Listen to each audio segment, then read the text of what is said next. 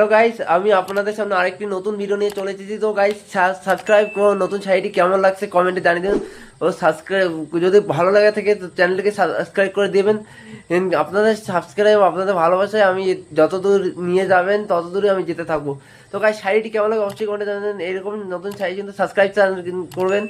তো গাইস, শাড়িটি বলি, গাছের কাঁচা পাতা, গাছের কাঁচা পাতা গাছেই থেকে যায়, গাছের কাঁচা পাতা গাছেই থেকে যায়, কিন্তু শুকনো পাতা হাওয়ায় এসে উড়িয়ে নিয়ে যায়, কিন্তু শুকনো পাতা হাওয়ায় এসে উড়িয়ে নিয়ে যায়।